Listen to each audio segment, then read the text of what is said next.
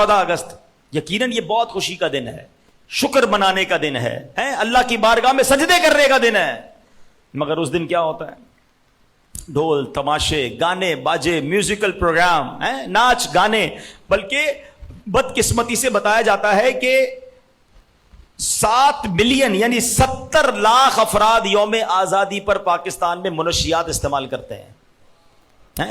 14 अगस्त को शराब ज्यादा पी जाती है, नाच गाने बेहुदा महफिलें सजाई जाती हैं। मुझे बताओ कि इन कामों से रब राजी होगा कि तुम्हें नेमत इसलिए दी थी? आप दुनिया में किसी को कोई तोहफा दें और वो आपके तोहफे का गलत इस्तेमाल करे। मिसाल के तौर पे आपका कोई मुलाजिम है, बहुत मेहनती है, और बेचारा बस में आता है, आप कहें यार तुम ऐसा करो मोटरसाइकिल ले लो, बड़ा काम करते हो, और मेरे काम भी कर दिया करो, फला फला जगह से पेमेंट ले आया करो, उधर सामान छोड़ आया करो। आपने मोटरसाइकिल दी, महीने 2 महीने पता चला वो ना टाइम पे आ रहा है ना आपके काम कर रहा है, तो आप क्या कहेंगे? फिर मोटरसाइकिल वापस दो, इसलिए दी थी तुमको, जिस काम के लिए दी वो काम तो कर नहीं रहे। अल्लाह ने वतन दिया जिसका नारा क्या था कि पाकिस्तान का मतलब क्या? ला इलाहा इल्लल्लाह। कौन हमारे रहनुमा? मुहम्मदुर रसूलुल्लाह। और हम कर क्या रहे हैं? उसी के यौम आजादी पर उसी रब को नाराज कर रहे हैं।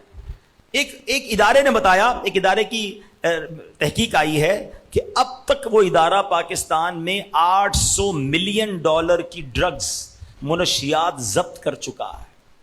यानी इतना इस्तेमाल बढ़ता जा रहा है। ये अल्लाह के गजब को मेरे प्यारे इस्लामी भाइयों दावत देने वाली बात है। खुदारा अपने वतन की कदर कीजिए, गुनाह मत कीजिए, रब के गजब को दावत ना दीजिए। आइए मिलकर अल्लाह करीम की बारगाह में हमारे वतन के लिए दुआ करते हैं कि या अल्लाह हमारे वतन की हिफाजत फरमा, हमें अपने वतन का सही खैर खा बना दे और ऐसा बंदा बना दे कि जो तुझे पसंद आता। वीडियो देखने का शुक्रिया।